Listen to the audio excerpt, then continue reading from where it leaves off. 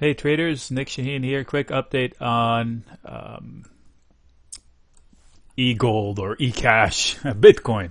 I call it e-cash. I do draw the comparison between it and gold just because it's easier to understand. Okay, so what's the value, how valuable it is, and all of that.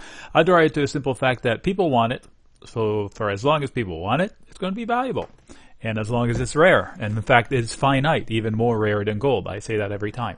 So I told you, I've updated you quite a few times on technical step downs that are available. And right now, if I zoom in onto, this is just a simple daily chart of Bitcoin. And I can tell you that there's a very tight situation, technically speaking. So value aside, meaning it's valuable, people want it. Period. I'm not going to argue that point. I can tell you that any which way I draw this, it is a tight situation. I'm going to make it with a crayon so you don't think it's a science as to exactly where. I can tell you lower highs, knocking on the floorboard. This floorboard better hold, otherwise it's going to let loose.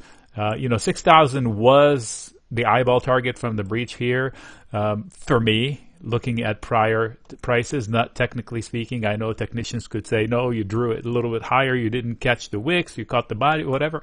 It's the same to me. It's bouncing along the floorboard. If the floorboard holds, we have a potential rally. How high, how aggressive are the buyers?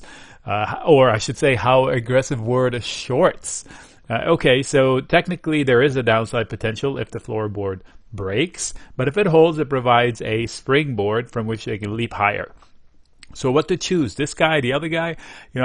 Every day there's somebody doing a special on CNBC about some new coin coming up. I remember tracking this. I wanted to get into the cash split of it. What else? Oh, Ripple. Yeah, Ripple came into view.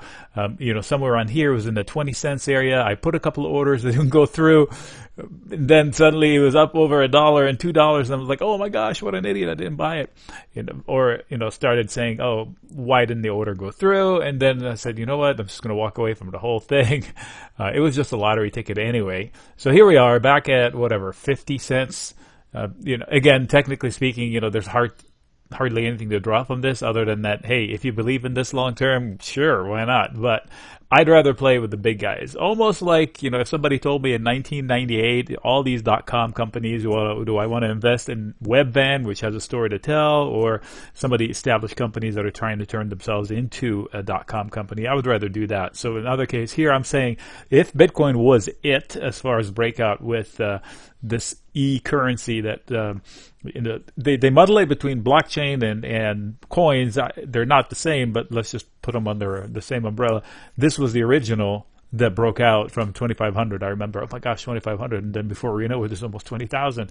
So I'd rather play that than the other. Or I can play the stocks that are attached to that, but they're hard to pick these days. Overstock, I think, was one. I haven't looked at it recently. That's how I played it.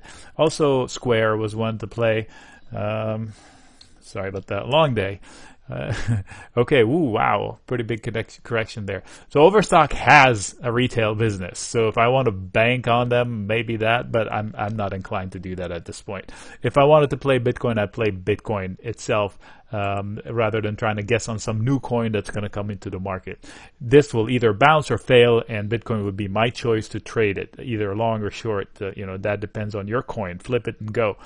Technically, it's pretty ugly, but that presents opportunity. It's very, very tight. You get highs and bump it along a line that's been consolidated for a while. Well, I'm not sure for a while. That consolidated a while back and was tested here, and it's being tested again here. So take your pick. Nick signing out. If you have any questions, let me know. If you need to reach me by email, it's sellspreads@gmail.com. sellspreads@gmail.com. Nick signing out.